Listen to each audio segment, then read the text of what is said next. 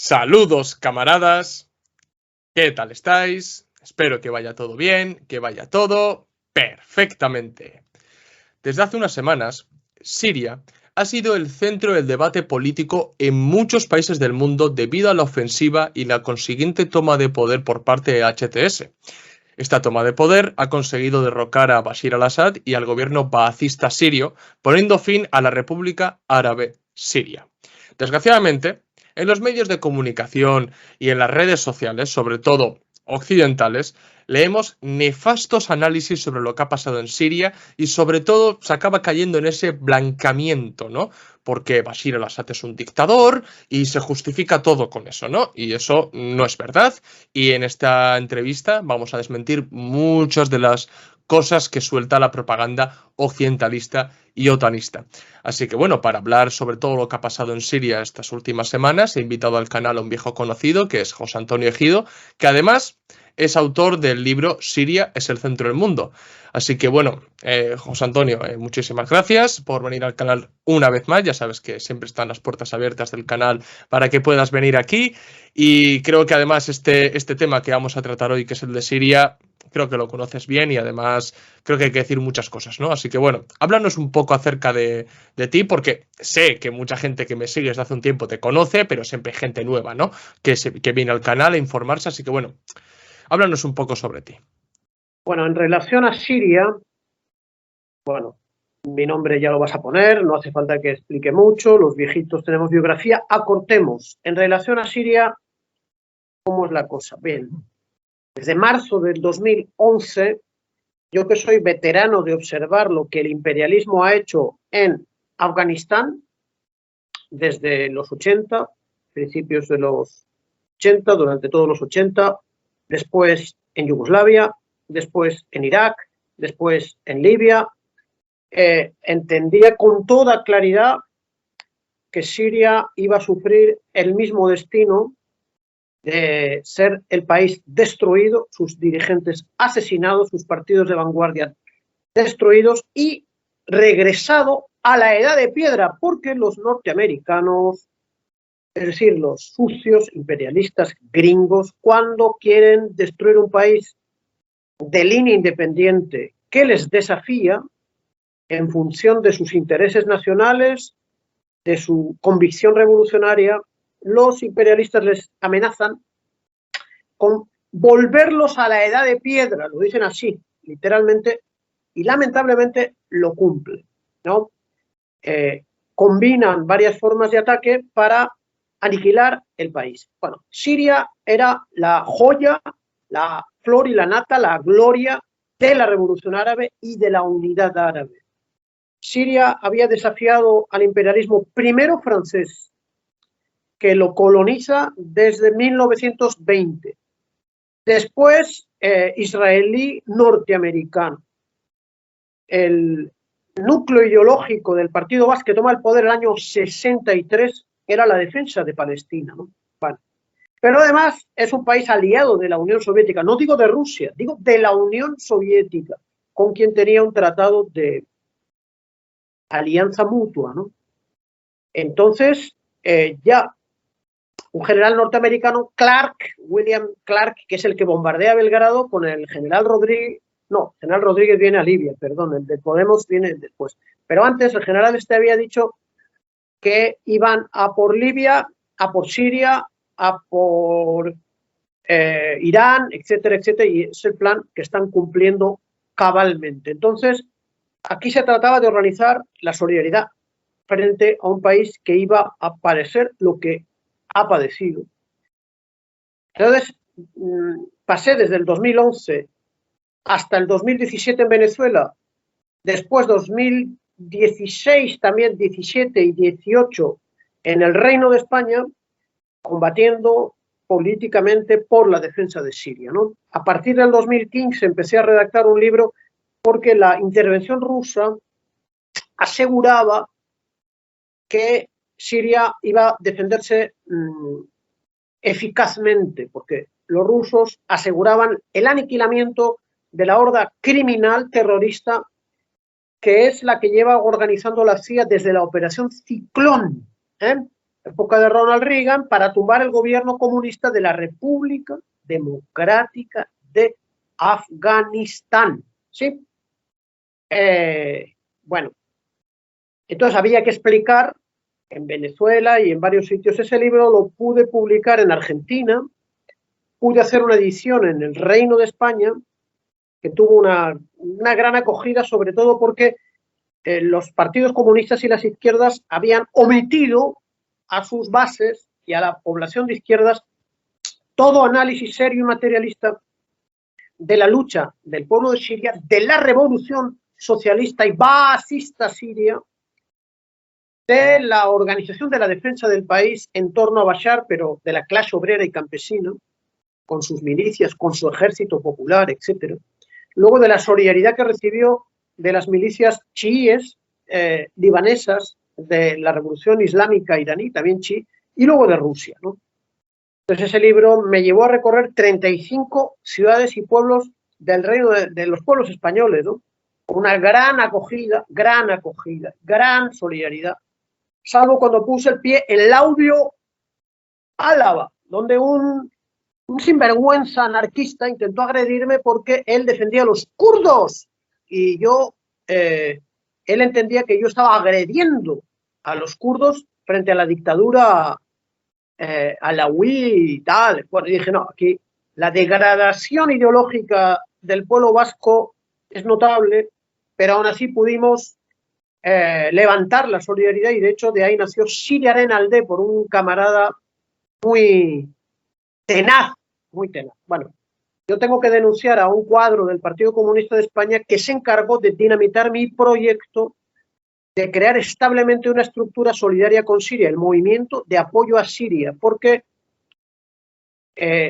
Siria había vencido parcialmente a los terroristas, a la CIA. 110 países lo atacaron bajo la dirección norteamericana, pero la paz no se pudo construir y Turquía ha engañado todo lo que ha podido. Y ese es el asunto. Ha caído Siria, no después de 13 días, después de 13 años de destrucción sistemática. Y ahora hay lo que siempre suele hacer la gentuza imbécil occidental y etnocéntrica y eurocéntrica, ¿no? Repetir el discurso que tiene el país, que es propiedad del Emirato asesino de Qatar, que por cierto financia al Barça Fútbol Club, me parece, y es el que ha financiado a los rebanacuellos, a los asesinos masacradores en masa de Al-Qaeda primero, del Estado Islámico después, de donde viene el señor Muhammad al-Yulani, que es el alias que tiene este. Yo le llamo el masacrador de Bataclan, porque Bataclan era una discoteca en París donde entraron varios sanguinarios del Estado Islámico cuando el jefe del Estado Islámico era este terrorista sanguinario, ¿no? Matando, yo no sé si a 100 personas que estaban allí bailando o no sé qué, Francia, 2015. Luego, esa misma organización descerebrada, sanguinaria, ¿no? Faltan adjetivos, en el castellano no hay adjetivos suficientemente contundentes, organizó un atentado en Niza, un camión dirigido por un subordinado del Yulani, fue aplastando a los peatones de un paseo marítimo de la ciudad de Niza, la costa de Azul francesa, matando a 86 personas. Y ahora incluso los medios franceses reciben como un moderado, un islamista, le acaba de recibir británicos y el gobierno alemán, ofreciéndole millones de... Claro, cuando estos terroristas empiecen a volar en Hannover porque les faltan los pagos, no han llegado los pagos alemanes que están quebrados porque no reciben el gas ruso, o pues, no sé, a lo mejor resulta que tendrán un cierto pesar de haber besado el morro al Yulani, al masacrador, el Bataclan. Es gente con la que tener tratos es un poco difícil, lo supieron en las Torres Gemelas, cuando uno de los papás de Yulani, un tal Bin Laden, se cargó las Torres Gemelas, ¿no? Por más que fuese un agente de la CIA, estos sanguinarios wahabíes son gente complicadita, vamos a decirlo suavemente, Oyer, para que tu audiencia no se moleste. Sí, además, si uno, no sé, estudia un poco la biografía del Jolani, ¿no? Se puede dar cuenta que este señor también estuvo en el famoso Camp Bucca, ¿no? De Irak. De ahí, por ejemplo, salen muchos otros yihadistas como Abu Bakr al-Baghdadi, ¿no? Que era también jefe del Estado Islámico y que bajo su liderazgo también se cometieron verdaderas barbaridades, ¿no? Es que fue bajo al-Baghdadi, ¿no? Cuando empezaron a hacer literalmente decapitaciones, ejecuciones súper cinematográficas y todo eso, ¿no? Fue bajo Abu Bakr al-Baghdadi. Y claro, ahí está de que cuando estuvieron en Camp Bucca, ¿no? Muchos de estos yihadistas, después, 2009 los soltaron y al Jolani, por ejemplo, lo soltaron en 2011, justo cuando empieza la revolución siria, ¿no? Y claro, ahí si uno no hace falta tener un máster en política, ciencias políticas para atar hilos, ¿verdad? Porque Camp Bucca estaba en Irak, pero estaba controlado por Estados Unidos y de ahí salieron muchísimos terroristas y la pregunta es, ¿qué es lo que estuvieron haciendo los estadounidenses con estos terroristas en Camp Bucca? Porque muchos periodistas estadounidenses ya han denunciado de que justamente los mayores líderes, los 20 principales líderes de estas organizaciones yihadistas salafistas, venían de Camp Bucca. Entonces, bueno, es bastante llamativo, ¿verdad? Y bueno, has hecho un breve repaso un poco del pasado, ¿no? Y me quiero centrar un poco en cuál era la situación en Siria, porque claro, ha habido, como bien has indicado, ¿no? 13 años de guerra en Siria, pero el gobierno de Bashar al-Assad no controló todo el territorio, ¿no? Es verdad que estaban en Idlib, luego estaban por otro lado los kurdos y demás. Entonces, bueno, ¿cómo estaba configurado Siria en el momento en el que HTS lanza esta ofensiva? Bueno, esta ofensiva es el 27 de noviembre de este año, ¿no? Bueno, allí está Idlib, que es una provincia controlada por esta banda criminal a partir de los acuerdos de Sochi, en los que Turquía aseguró a Rusia y a Irán que ellos y su servicio de inteligencia iba a controlar a estos miles de criminales y que no iban a representar ningún problema para Siria. En realidad, Erdogan, como es su habilidad y especialidad, ha engañado completamente a los sirios, a los persas y a los rusos, porque en realidad el servicio secreto turco, el MIT, estaba preparando de conformidad con los norteamericanos una ofensiva terrorista, ¿no? Con 40 grupos criminales, de los cuales los uigures del Partido Islámico del Turquistán, criminales chechenos, uzbecos, tayikos, marroquíes, egipcios, turcos, oficiales turcos, encuadrándolo todo, etcétera. Franceses, se han visto hablando en francés, mercenarios, bueno, de todo tipo y condición. Idlib está en manos de estos criminales, el ejército turco los controla, el ejército turco está también un poquito más al norte, en Afrin, que es una parte de la provincia de Alepo. Luego, eso es, digamos, el noroeste de Siria, pero en el noreste de Siria está la zona que se llama el Alto Yesidé, donde hay varias ciudades. Yo creo que es la provincia de Hasakah, y una ciudad muy importante que se llama Kamishli también, que por cierto había sido una ciudad judía histórica, pero también de siriacos, que son asirios cristianos que hablan el siriaco y que provienen de Turquía a comienzos del siglo XX, las matanzas que hizo los nacionalistas turcos, ¿no? Y luego árabes, y luego armenios, antiguamente judíos, antes del sionismo triunfante, etcétera, ¿no? Bueno, y esa zona es la zona más rica de Siria, porque hay, antes de la contrarrevolución criminal de marzo del 2011, que los trotskistas y los gobiernos y la CIA llama revolución, o la contrarrevolución criminal, era la zona cerealera de Siria que le permitía producir y exportar 6 millones de toneladas de cereal, sobre todo de trigo, ¿no? Lo que aseguraba que Siria pues, era el país de los más prósperos de todo el mundo árabe, en particular del Oriente Árabe, ¿no? Y luego los pozos de petróleo.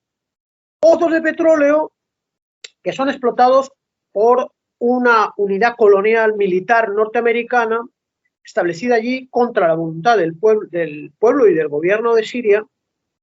1000 militares norteamericanos que extraían ese petróleo, y como acaba de decir Thierry Meyssan, ese petróleo se extraía claro, se lo robaban directamente al pueblo de Siria, le quitaban el 25% del presupuesto nacional, y la mitad de lo que ganaban vendiendo ese petróleo iba a los mercenarios kurdos, perdón, YPG, PYD, que son la deriva del antiguo PKK marxista-leninista, que al ser capturada Abdullah Öcalan, se pasa del marxismo-leninismo al arrepentimiento anarco-norteamericano y a transformarse la ideología y a ser...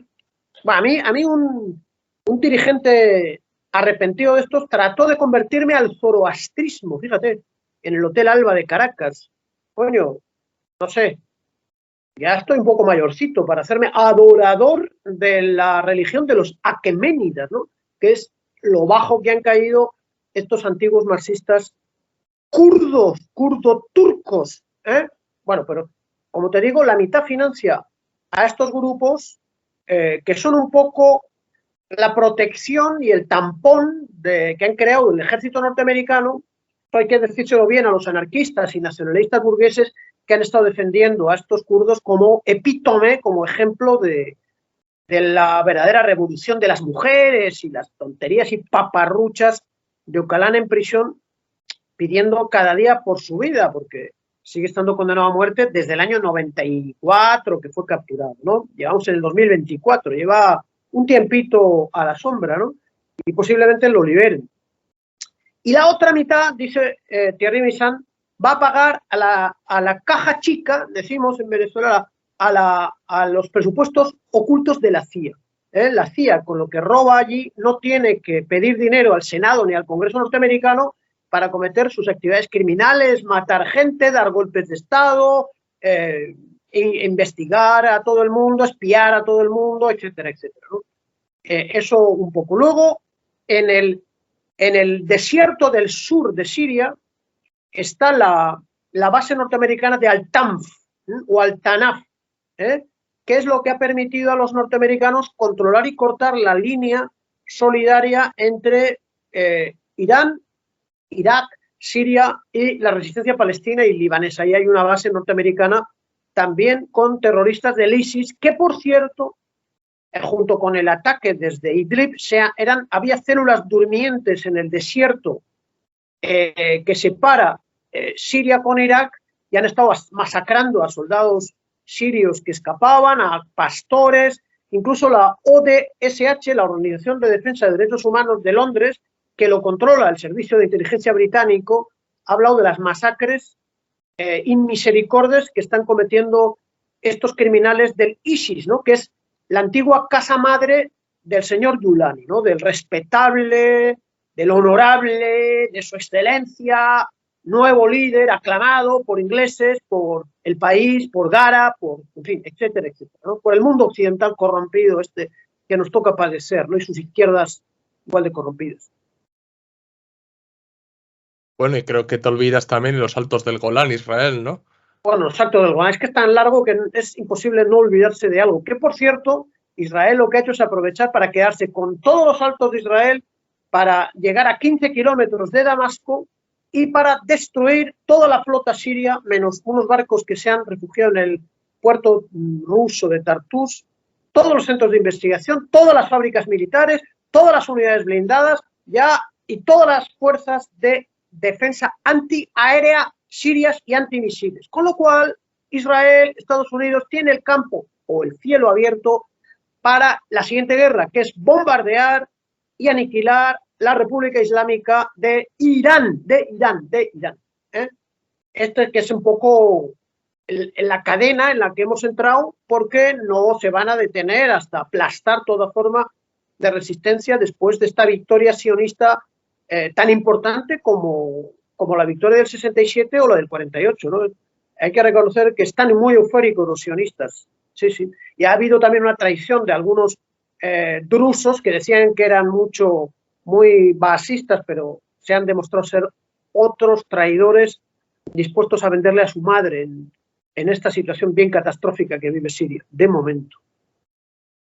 Sí, o sea, como vemos, al fin y al cabo, la gente tiene que entender que cuando lanzaron esta última ofensiva a finales de noviembre, el gobierno sirio no controlaba todo el territorio nacional y, lógicamente, eso pasa factura, ¿no? Y, bueno, a mí lo que me llama poderosamente la atención, ¿no? Es como estos yihadistas, estos terroristas yihadistas del HTS, bueno, estaban ahí afincados en Idlib. Y ya he visto a más que un comunista y algún que otro medio de comunicación o revista trotskista, ¿no? Exagerar, por ejemplo, el trabajo que hacía HTS en Idlib, ¿no? Porque habían creado instituciones, estaban rigiendo la vida política y cayendo en esa falacia cuando la gente parece que no se da cuenta en realidad que eso forma parte de una estrategia en mi opinión, inteligente de Al-Jolani. Todo hay que al César lo que es del César en este sentido, porque Al-Jolani, si algo hizo con el yihadismo sirio, fue intentar legitimarse ante la comunidad internacional como un actor político capaz de gobernar y entonces en vez de basarse tanto en lo que ha hecho Al-Qaeda o lo que ha hecho el ISIS, sí que existe esa diferencia entre HTS, pero eso no lo hace menos terrorista, no lo hace menos reaccionario. Bien, entonces, bueno, háblanos un poco sobre el trabajo o lo que han estado haciendo estos yihadistas en Idlib, ¿no? Porque la gente lo romantiza mucho. A mí no me pidas lo que no ha podido hacer la inteligencia rusa, ¿sabes? Ni sus drones, o sea, que no me pidas. Pero te voy a decir una cosa muy inteligente que ha dicho Thierry Meissan hace 2 días. Ha dicho, un perro que aprende a morder y que solo sabe morder, solo muerde. Y además hay que sacrificarlo. Es decir, Yulani, como buen agente de los servicios especiales turcos y norteamericanos, ha recibido una instrucción. Y esa instrucción, que la han confirmado ellos, es aparentar en sus formas iniciales una cierta civilidad que oculte el recuerdo que tiene la opinión pública, si es que tiene la opinión pública algún recuerdo, de todas las masacres, la barbarie, las atrocidades sin cuento que esta misma banda de criminales, de sanguinarios, cometió desde marzo del 2011, primero en Alepo, en Deraa, en Deir ez-Zor, en Raqqa, en los barrios de Alepo, en Hama, en Homs, en todos los sitios en los que entraron, cortaron la cabeza a centenares de miles de personas, las quemaron vivas, masacraron a la población civil, sobre todo de la comunidad chií o chiita, tanto la ismaelía como la duodecimana, asesinaron todos los cristianos, ya sean los cristianos griego-ortodoxos, los cristianos maronitas, los cristianos siriacos, los cristianos armenios, etcétera, etcétera. Quemaron las iglesias. Después asesinaron también a los drusos, hicieron una masacre en Sueida brutal. La especialidad de algunos era quemar a la gente en los hornos de pan, mataron a los niños.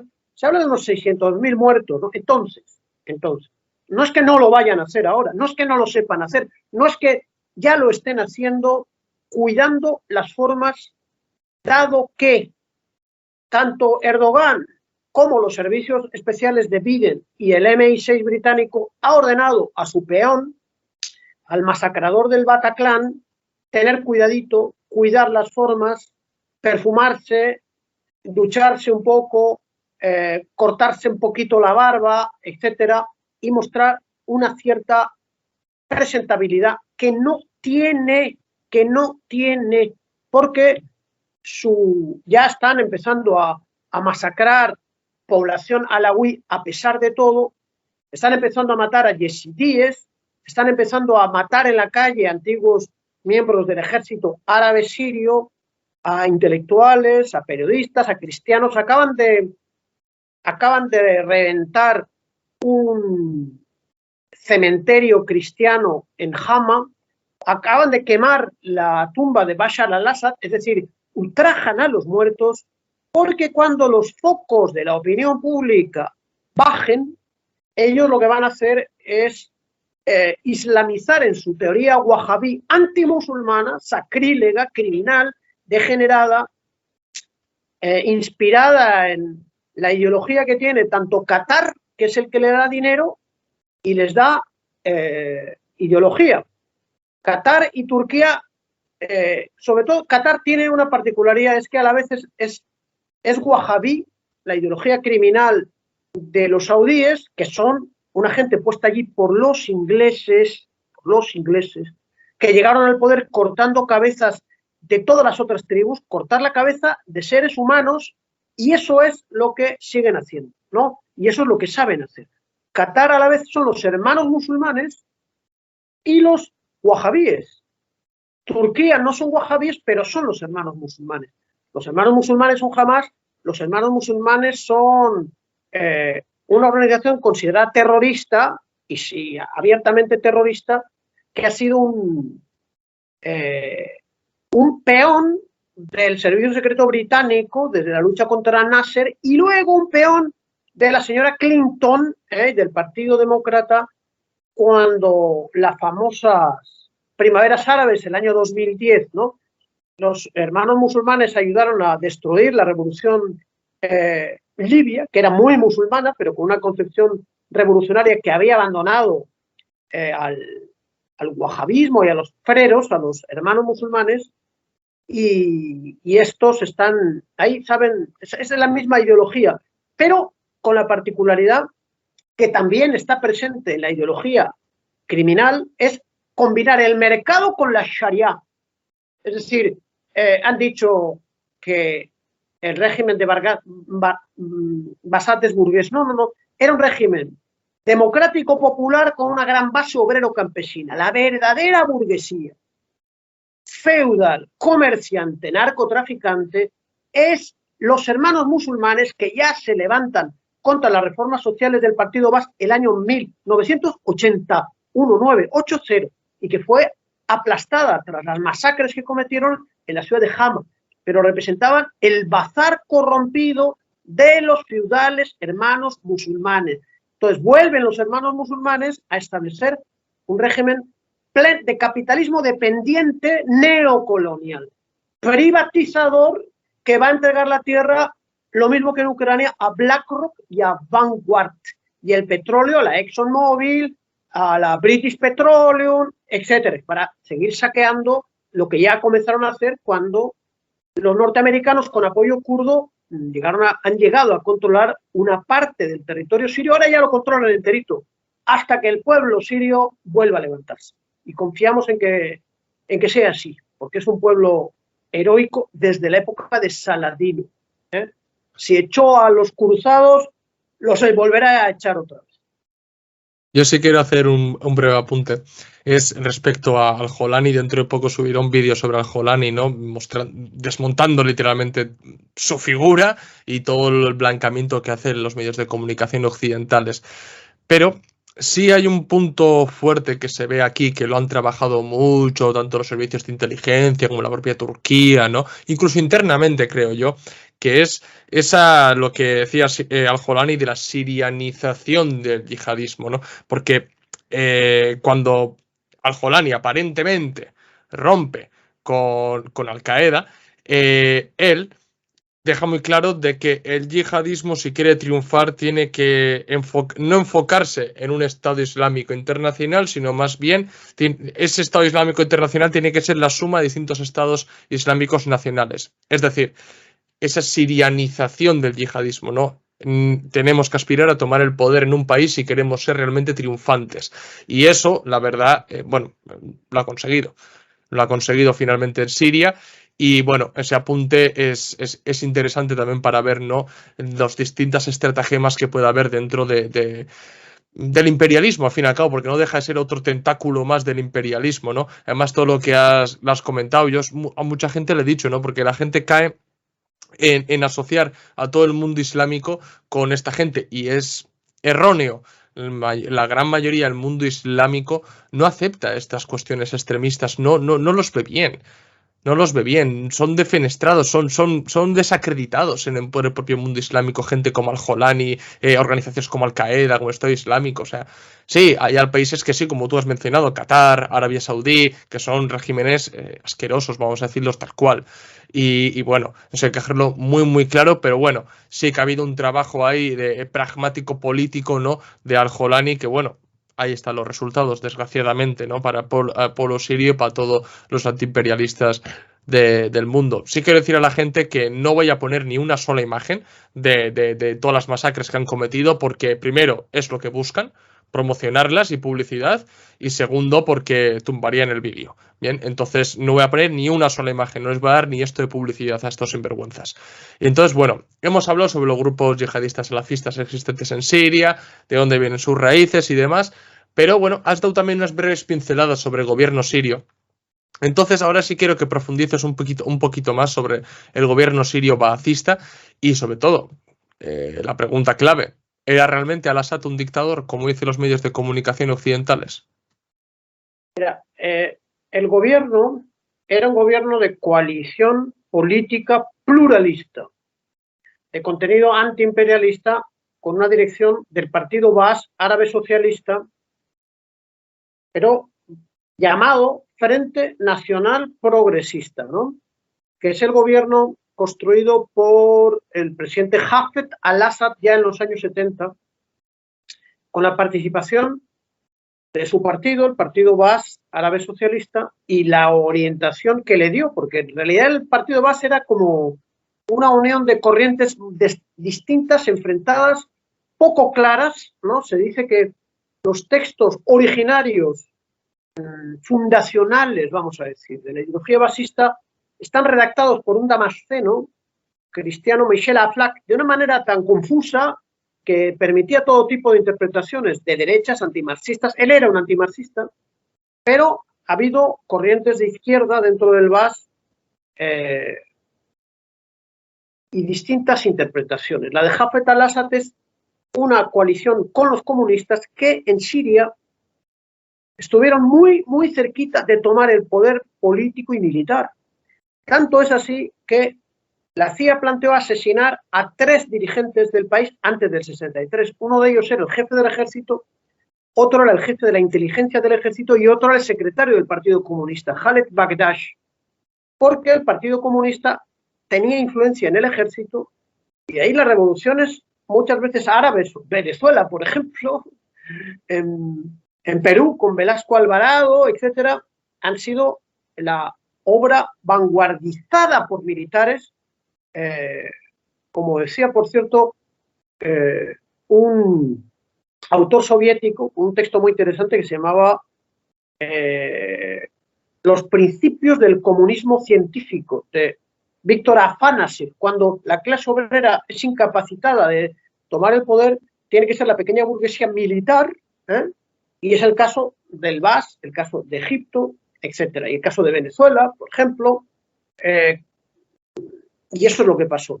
Pero los comunistas, como te digo, tuvieron mucha influencia y, a diferencia del Baas iraquí, el Baas sirio se abrió a una alianza con los comunistas, pero también con las otras izquierdas, que eran básicamente los naseristas y los socialistas árabes, ¿no? Con eso se creó un partido, un gobierno de mayoría basista, pero donde hasta hace pocos días nadie sabe, menos las feministas, una mujer comunista siria. He visto hace poco su foto con una estatua de Lenin, la bandera legítima de Siria independiente, porque ahora tienen, por cierto, una bandera colonial de la época del mandato francés. Eso significa que Siria ya no es un país soberano, es un país sometido a las potencias extranjeras, ¿no? Entonces, tiene como 3 etapas este desarrollo desde 1963. No vamos no podemos entrar pues toda para un seminario, pero sí te quiero decir que se hicieron reformas muy profundas, reformas sociales, se creó una sociedad democrático-revolucionaria. Ahora, no una sociedad liberal en la que el imperialismo coloca sus peones, tipo Guaidó, tipo, ¿no? la única manera de defenderse de un Estado colonial como es Israel o de una dictadura de la OTAN como es Turquía es tener fuertes gobiernos de dictadura democrático revolucionaria. No hay otra manera de asegurar países de línea independiente que se manifiesten a favor de la construcción del socialismo, porque si no, esos países son totalmente reventados. Ahora, eso no significa que no sea en el marco de un respeto a los derechos de las masas populares y efectivamente la Siria de este Frente Nacional Progresista respetó, impulsó, desarrolló los derechos sociales, los derechos culturales de lo que se llaman las minorías. Es un país de una... primero ya no es un país, es una colonia. Y después ha tenido algo que ya ha perdido, que es una verdadera libertad para las comunidades y para las culturas de un país milenario, ¿no? Eso solamente lo ha protegido el partido Baas, ¿no? O sea que nada de dictadores. Dictadores son al servicio del Occidente y la corrupción feudal, las monarquías del Golfo y el bandido Erdogan, miembro de la OTAN. Esos son dictadores. Y cuando se ataca así a Bashar al-Assad es porque se quiere blanquear al masacrador de Bataclan, al verdadero tirano que quiere imponer la Sharia no solamente de la religión musulmana suní, sino de la interpretación terrorista y criminal del sunismo, que también era la ideología religiosa de Nasser o de Salah al-Din Bitar, que es el otro fundador histórico del partido Baas, o de Gaddafi, o del Mehdi Ben Barka, ¿no? Gran dirigente revolucionario socialista marroquí, o de Wari Boumediene, gran dirigente y gran presidente de la Argelia socialista. Es compatible la ideología religiosa con el marxismo y con el marxismo-leninismo en el mundo árabe musulmán, como se puso de manifiesto en la conferencia de Bakú, convocada por la Internacional Comunista en 1920, bajo la presidencia del camarada Grigori Zinoviev, que llamó, miembro de la dirección del partido bolchevique, que llamó a hacer una yihad por el socialismo, incorporando a las masas campesinas pobres musulmanas a la construcción socialista. En la inmensa Unión Soviética fueron los campesinos musulmanes los que derrotaron a los intervencionistas extranjeros y a los guardias blancos en el Cáucaso y en Asia Central. Sin los campesinos musulmanes, la Revolución Rusa no hubiese triunfado. Entonces, yo siempre he pensado que la Unión Soviética era un régimen mixto ateo-musulmán, ¿no? De manera que no hay ninguna novedad con dirigentes históricos como Sultan Galiev, que mezcló y combinó la parte humanista del Islam y la parte también del marxismo para construir esa fusión de la que yo te estoy hablando y que ha tenido muchas expresiones, solo que tras la caída de la Unión Soviética y el periodo de regresión ideológica, esto se ha vuelto un poco más raro. Y ahora, con la caída del último gobierno multisecular, bueno, pues está en grave crisis y triunfa la ideología del Islam más oscurantista. Pero los pueblos, no hay victoria que dure ni hay derrota que dure tampoco. Además, fijaos, ¿no? O sea, Siria, el Estado sirio, mejor dicho, tenía un peso en la economía y de las primeras cosas que ha dicho ya Al-Jolani es que va a llevar a cabo un proceso de privatización. O sea, ahí podemos ver que está sumido en las dinámicas imperialistas occidentales total. Vamos a abrir la economía, vamos a liberalizar y privatizar para atraer inversión extranjera. ¿A qué me suena eso? Eso la gente tiene que pensárselo dos veces. O sea, son pequeñas manifestaciones que nos permiten situar los hechos dentro de la geopolítica imperante, que es muy importante. La gente... no, la geopolítica no importa, la geopolítica importa y mucho, es un factor más. Bien, y hay que tenerlo en cuenta. Y estas pequeñas cuestiones, como lo que ha hecho el Jolani de privatizar, atraer inversión extranjera y demás, chocan mucho, por ejemplo, también con la propia ley islámica. Bien, entonces ya vemos, ¿no? Poco a poco el carácter títere que tiene Al-Jolani. Y bueno, creo que a todos nos ha sorprendido, ¿no? Que finalmente el gobierno sirio cayera. Ha sido una sorpresa muy, muy desafortunada para todos, ¿no? Porque yo, sinceramente, tengo que admitir, no creía que iban a llegar a tomar el poder, además teniendo el precedente de todos estos últimos años, ¿no? La resistencia que ha ofrecido el gobierno, ¿no? Entonces, tú realmente, ¿qué piensas? ¿Qué crees que ha podido fallar? ¿No? 13 años de destrucción del país ha pasado factura. Fíjate, el año 2010 el país tenía 23 millones de habitantes. Hoy tenía como 13 millones de habitantes, una cosa así. Faltan 10 millones de personas. Eso significa que el ejército árabe sirio había perdido centenares de miles de combatientes. Para empezar, el país estaba en la pobreza y en el hambre por las sanciones de la Unión Europea, por el robo del cereal, por el robo del petróleo y además por las centenares de agresiones aéreas israelíes de la aviación del Estado sionista que han ido debilitando, golpeando sin misericordia la capacidad defensiva del ejército árabe sirio, de las milicias populares, ¿no? Además, Hezbollah está muy golpeado por 2 meses de brutal agresión israelí, ¿no? Irán se estaba preparando para su guerra contra Israel, y los rusos estaban viendo su guerra supervivencial contra la OTAN, ¿no? Siria se quedó sola, mientras que el plan de la CIA y de Erdogan ha ido avanzando estratégicamente, paso a paso. Eso es lo que pasó. ¿Y tú crees que no ha podido haber algún acuerdo entre bambalinas, como el acuerdo que se dio en Doha entre Turquía, Rusia e Irán? ¿Qué opinas tú de todo eso? No tengo ni idea, no tengo ganas de especular, ya sabremos. Hay cosas que saldrán o que no saldrán, porque ahora este Meisán que te he mencionado acaba de decir, pero no sabéis que, ha dicho 2024, no sabéis que los americanos cargaron un avión lleno de generales iraquíes que habían entregado Bagdad y se los llevaron a Alemania y luego a Estados Unidos. Mira, pues yo le diría a Meisán, ¿dónde están las pruebas? Yo hice también otro libro sobre la caída del Baas iraquí, de Saddam Hussein y de Irak.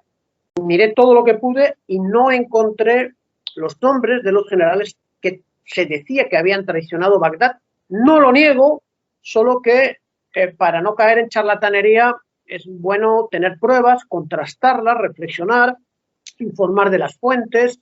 No tenemos todavía fuentes y eso se sabrá, pero no hay que especular y además esas especulaciones no tienen que quitar fuerza a un desafío y a una obligación moral que tienen los solidarios y los internacionalistas y los antiimperialistas.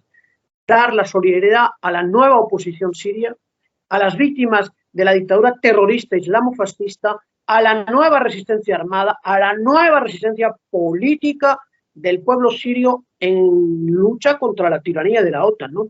El partido, por ejemplo, te diré, Partido Nacional Social Sirio, es el primer partido político que estaba presente, la verdad es que estaba dividido en 2 fracciones, pero que estaba en el gobierno de unidad nacional, el primer partido en llamar a la resistencia armada contra el terrorismo islamofascista. Y hay unidades de élite que han llamado a la resistencia y que de hecho han ejecutado a varios mercenarios en Latakia. Bueno, ahí se está organizando la resistencia y las especulaciones no tienen que ocultar la necesidad de exigir al gobierno español, a la Unión Europea, el respeto a la vida de los partidarios de Bashar, de los miembros de las comunidades cristiana, drusa, yezidí, chií y suní leal a la patria, que ahora están en peligro por la tiranía que ellos mismos apoyan, ¿no? O sea que hay un nuevo campo de intervención para la solidaridad activa a favor de la resistencia del pueblo que ha perdido su Estado nacional, que ha perdido su seguridad, que está perdiendo su vida y los derechos democráticos que tenían en el gobierno de la República Árabe Siria, los derechos de los alevíes, de los cristianos, como te digo, de los chiíes, creo que hay 100 judíos todavía, ¿no? La riqueza cultural, y ya sabemos exactamente cómo actúan estos terroristas. matando a las comunidades que se llaman minoritarias, violando sus derechos nacionales, por eso se fueron 10 millones, escapando del terror de los se llaman yihadistas, a mí me parece una ofensa al Islam, ¿no? Los islamocriminales, los islamoterroristas, los mercenarios de la CIA. Sabemos cómo actuaron, conocemos todas sus masacres y sus atrocidades, es lo único que saben hacer, es su mensaje civilizacional y están en grave riesgo sus vidas, las vidas de decenas de miles de personas, ¿no? Eso es ahí donde nos tenemos que concentrar. Las especulaciones ya nos enteraremos en su debido momento. A ver, a mí, yo sinceramente sí tengo que admitir, a mí sí que me huele muy, muy mal aquel acuerdo de Doha que se dio entre estos tres países, Rusia, Irán y Turquía, en mitad de la ofensiva y que prácticamente unos días después a que se plantara en Damasco toda esta gente, ¿no?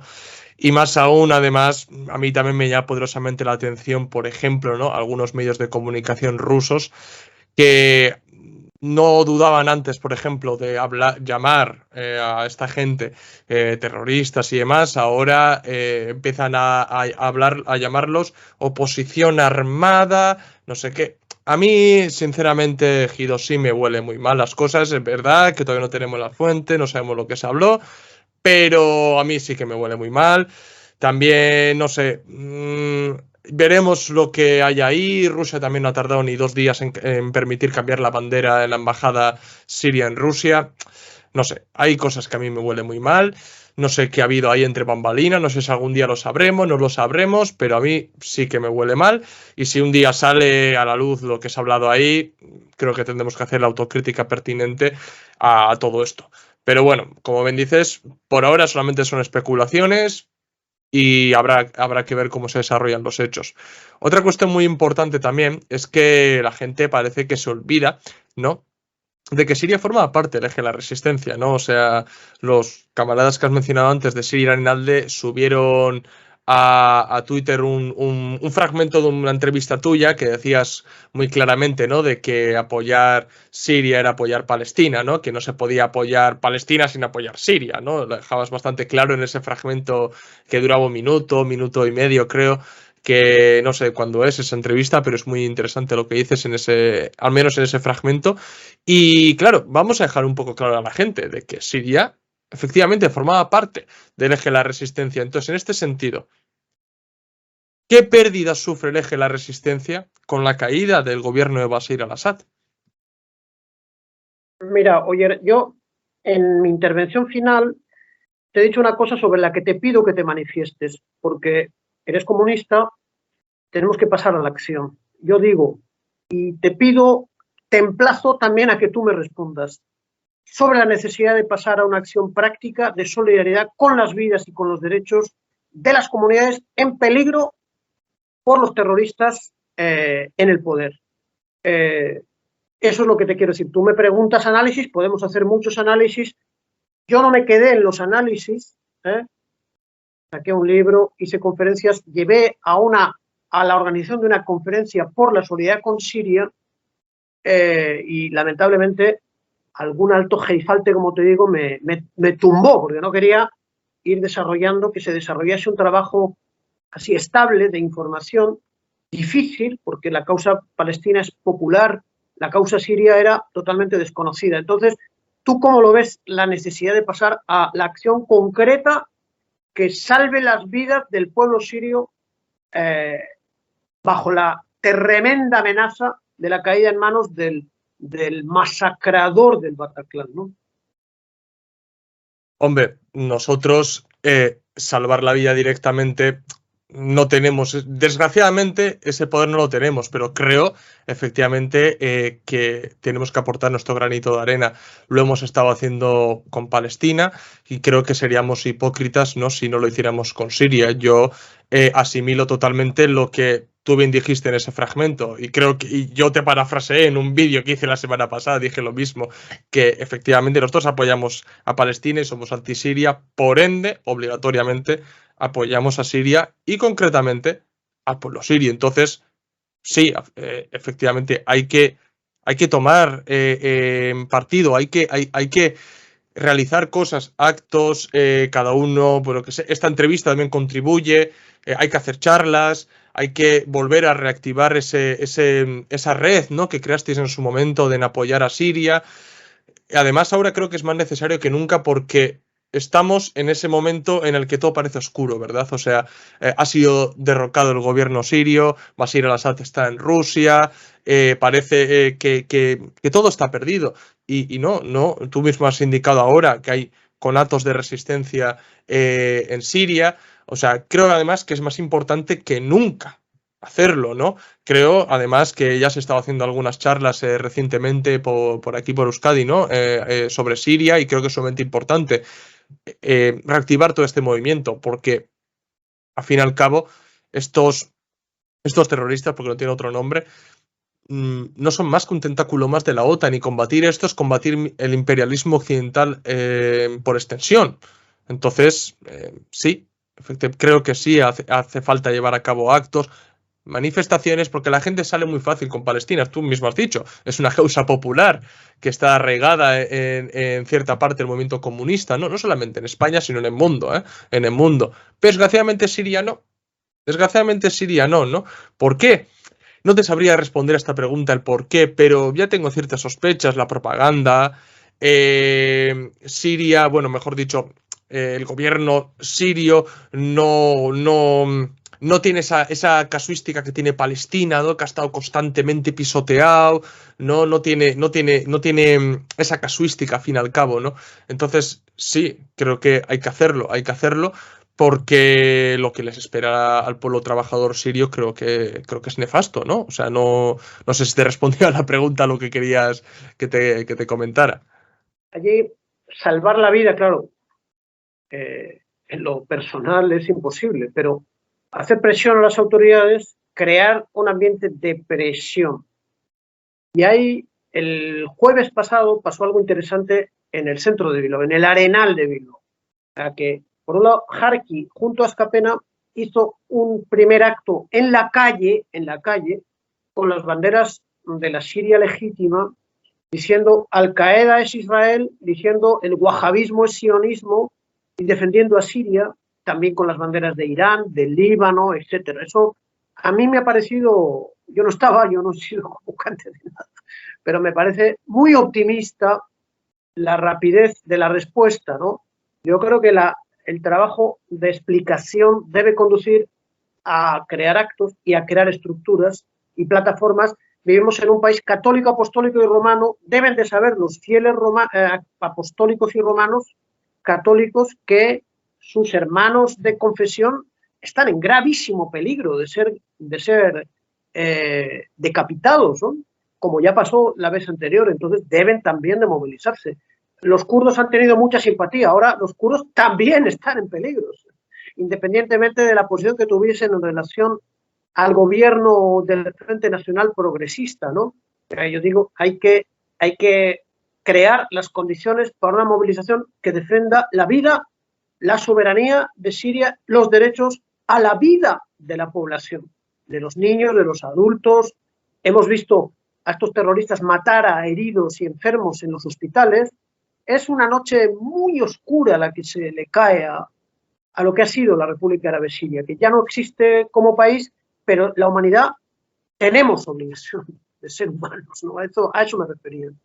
Además, creo que es muy importante ligarlo además a la causa antiimperialista, porque la gente no lo liga. De ahí muchos que no defiendan, ¿no?, Siria, porque la gente, yo al menos, el panorama que me he encontrado entre algunas organizaciones y nuevas generaciones de comunistas es como, no, si lo de Siria no tiene absolutamente nada que ver con el antiimperialismo. Pues no, pregúntaselo a Estados Unidos, a ver por qué ha invertido tanto tiempo y dinero en derrocar la República Árabe Siria, porque ya no existe la República Árabe Siria. Ahora es lo que tú has dicho, una colonia de la OTAN al mano de estos reaccionarios, al fin y al cabo. O sea, eso mismo creo que es muy, muy importante, no ligarlo a eso. Entonces, lo que te comentaba, porque esto le va a interesar a mucha gente. ¿Qué es lo que pierde el eje, la resistencia, con el derrocamiento del gobierno sirio? Porque el frente ahora mismo de la resistencia no existe, y debe reconstruirse, porque la plataforma central del Frente de la Resistencia era Siria, precisamente. Entonces ha sido derrotado fuertemente después de salir victorioso con Hezbollah en Líbano, pero ha sido fuertemente derrotado con la desaparición de Siria. O sea que yo creo que Irán, que es quien lo dirige, tiene que plantearse una reconstrucción completa. Porque van a ir, ya están empezando a bombardear a los hutíes de Yemen y se están creando las condiciones para un ataque en gran escala contra Irán. Y les gustaría mucho liquidar también las unidades de movilización de Irak, ¿no? Que parece que son como 150.000 combatientes. Esto le permite a Israel pasar a la ofensiva y destruir Siria, que era su verdadero enemigo estratégico. A mí me decía Javier Couso, que ha estado el mes de agosto, creo que fue invitado a Irán en una conferencia, y me dijo, hombre, Irán es una sociedad conservadora. Él no se sentía muy a gusto, y él me decía, yo donde me sentía a gusto era en Siria. El país, entre comillas, de izquierda, el país abierto, fraternal, convivial, no sé cómo decirle, era Siria, que ya ha desaparecido, ¿no? Bueno, entonces es una situación dramática porque ¿qué van a negociar los israelíes en este momento de euforia con los palestinos? Hay palestinos que han estado apoyando la caída de Siria. Es una cosa alucinante. Hay gente imbécil y más imbécil todavía, y luego están estos, ¿no? Porque ya no hay manera de que haya entrega de armas a la resistencia palestina. Y te voy a decir una cosa. El masacrador de Bataclan ha convocado a las organizaciones patrióticas palestinas que llevan en Siria desde 1948. Bueno, todavía no había organizaciones, fueron surgiendo en los años 50, los 60, los 70, los 80. Y fueron recibidas fraternalmente por su pueblo hermano, que es Siria, porque Palestina es una parte de Siria, una provincia de Siria, no son naciones diferentes. Buscaban destruir Siria, que es la madre del Líbano. Líbano es una construcción francesa para destruir Siria, que también rompió la provincia de Alejandret, capital Antioquía, que es una capital siria en manos del régimen turco. Bueno, entonces, como te digo, convoca a las organizaciones, por ejemplo, a los basistas palestinos, al Frente Popular de Liberación de Palestina, al Frente Popular de Liberación de Palestina, Comando General, etcétera, y les dice, entréguenos las armas y vamos a cerrar todas sus sedes. Es decir, Yulani ilegaliza, de hecho, a la resistencia palestina en Siria. ¿Quién ha excluido de esa persecución? ¿Quién crees tú? A Hamás. Hamás puede seguir llevando armas, puede seguir teniendo sedes. Hamás ha celebrado la caída de la revolución fascista de la República Árabe Siria. ¿Cómo Hamás apoyó a los terroristas? No solamente con declaraciones, sino con acciones para permitir que los terroristas de Al-Qaeda y sus derivas, da lo mismo, tomasen el barrio palestino de Yarmouk.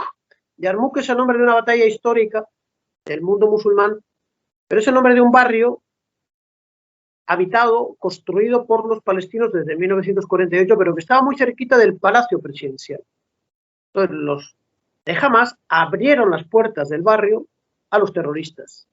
Y los terroristas se enfrentaron a los palestinos leales a Siria, porque Siria siempre fue leal a Palestina. Entonces se habló de una reconciliación después de Hamás y que hay dos partes en Hamás. No me creo nada.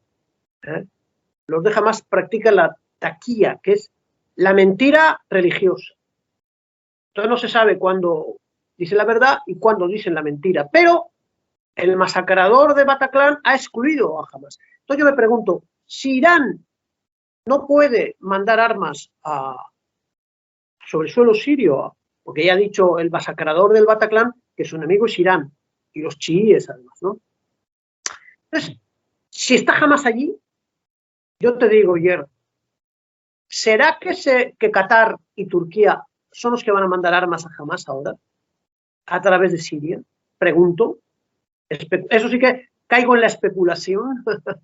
No tengo ninguna prueba, pero mi cabeza todavía funciona, ¿no? ¿Para qué? Para establecer un emirato, tal vez, un emirato turco o catarí, wahabí, y de los hermanos, de los Ikhwan. Los Ikhwan en árabe son hermanos. Es esta agrupación reaccionaria, ultraconservadora, manipulada por los ingleses para tumbar la revolución de Nasser, manipulada por Clinton para tumbar la revolución después, en el 2010, la revolución popular democrática antiimperialista.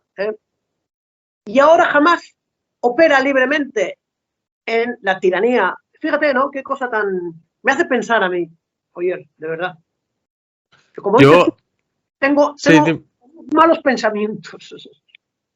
yo, a Perdona. ver, siento contradecirte, pero yo al menos en la fuente que tengo, que es que se ha hecho bastante viral, de una fuente libanesa, que es la que ha puesto, bueno, en la que ha viralizado la noticia de la prohibición que ha hecho al-Jolani a las distintas organizaciones palestinas, aquí indica que todas las organizaciones palestinas estarán prohibidas de portar armas, es decir, incluida Hamas y la Yihad Islámica.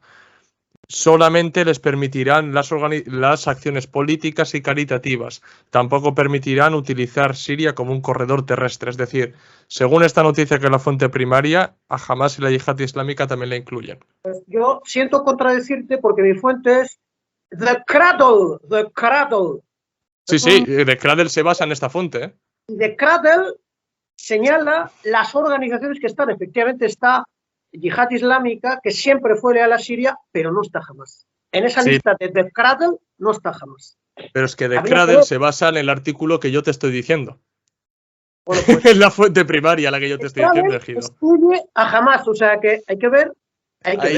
Ahí ya no entro, no sé qué es lo que habrá, pero yo te digo, la fuente primaria, Ejido, excluye también a Hamas. Entonces, bueno, a ver, yo soy bastante partidario de lo que tú dices. A mí tampoco me ha hecho ninguna gracia la declaración que ha hecho Hamas. La gente, los que han celebrado en Palestina, efectivamente, lo que ha pasado en Siria son del ala más de Hamas. Pero bueno, yo al fin y al cabo me estoy ciñendo a lo que prácticamente tengo delante. Dejaré también el artículo en la descripción del vídeo. Te voy a dar más datos, oye. Un grupo de criminales del masacrador del Bataclan, alias Yulani, acaba de entrar en combate con el Frente Popular de Liberación de Palestina en una oficina suya en la frontera sirio-libanesa, porque querían ultrajar su sede y quitarle las armas. Los camaradas palestinos se han resistido. ¿Cuántos combates hay con los señores de Hamas, de los masacradores de Yulani? Vamos a ver, todavía el proceso está en movimiento, ¿no? Se van a confirmar unas cosas o no, vamos a ver, pero yo estoy un poquito mosca, porque insisto y reitero, y además creo que ahí estamos de acuerdo, jamás ha bendecido, ha aplaudido el triunfo de la contrarrevolución de sus hermanos, no sus hermanitos, los Yulanis estos, ya desde la época de los combates en Yarmouk, estoy hablando del año 2014, más o menos. Afortunadamente fueron derrotados los terroristas y sus amigos de Hamas. Nunca pudieron tomar Yarmouk, que quedó en ruinas, y nunca pudieron tomar el Palacio Presidencial, pero estuvo Damasco a puntito de caer, ¿no? A puntito de caer. Sí, eso te iba a comentar, que justamente hace 2 días se dieron los combates entre el FPLP y los hombres de Al-Jolani, ¿no?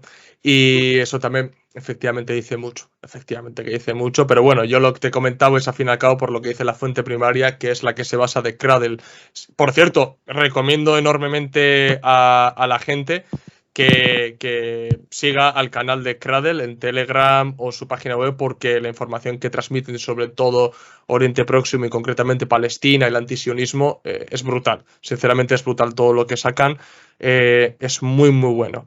Y ya para ir terminando, te voy a preguntar lo siguiente. Porque la situación ahora está reciente, pero vemos las intenciones poco a poco de ciertos países como Israel y Turquía. ¿Tú crees que puede existir la posibilidad de que Siria literalmente sea repartida entre Israel y Turquía? Mira, Siria puede ocurrir que se convierta en 5 cantones tan ingobernables como es Líbano hoy.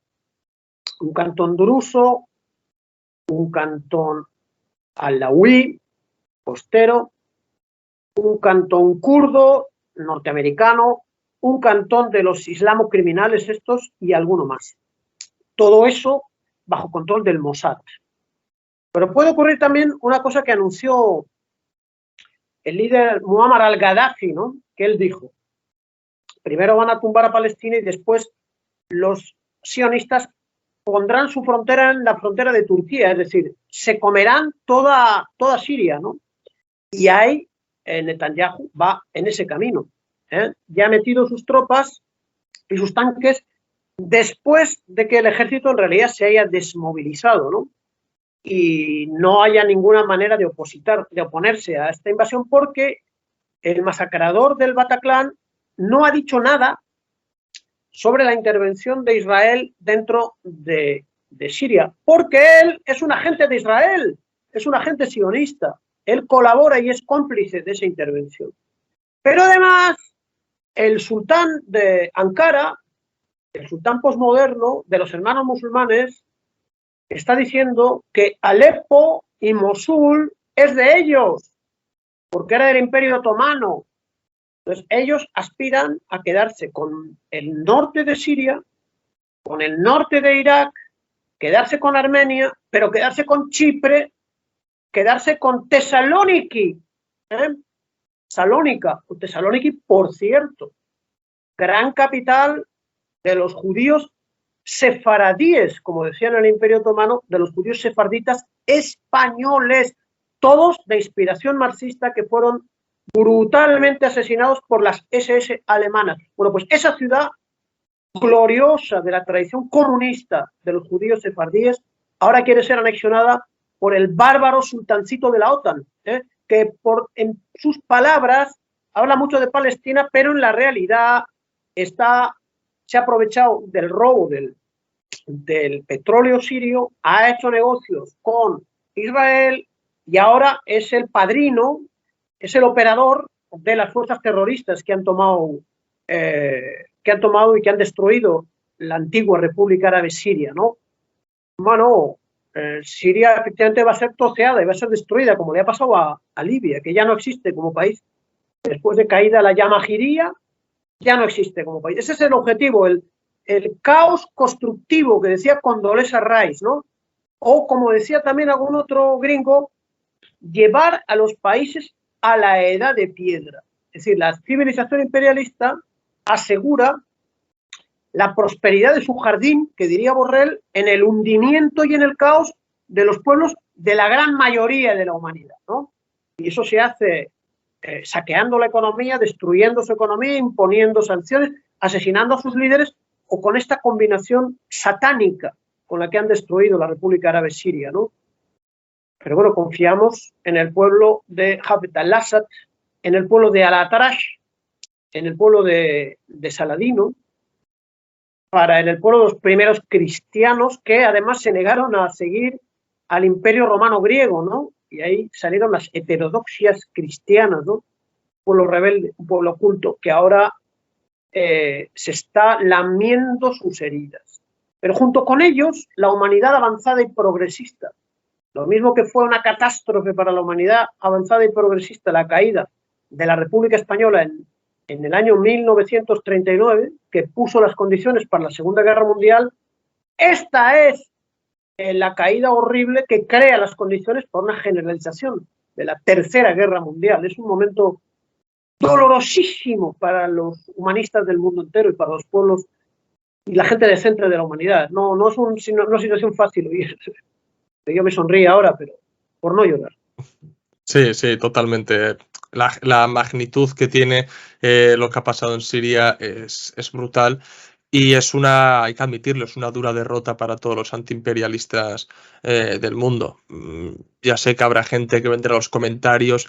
Están hablando de antiimperialismo cuando hablan de Siria. Sí, estamos hablando de antiimperialismo, efectivamente, porque sirva la causa antiimperialista, aunque no lo veáis y aunque seguís en vuestro ultraizquierdismo, sirve a la causa antiimperialista. Así de claro. Y la gente verdaderamente antiimperialista debería solidarizarse con Siria.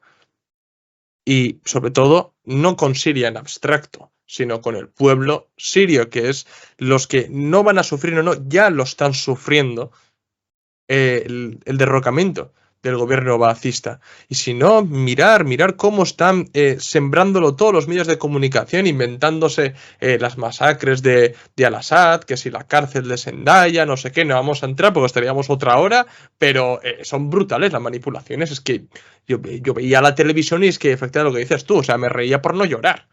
No llorar, porque en parte es cómico lo que hacen, porque parece un circo, ¿no?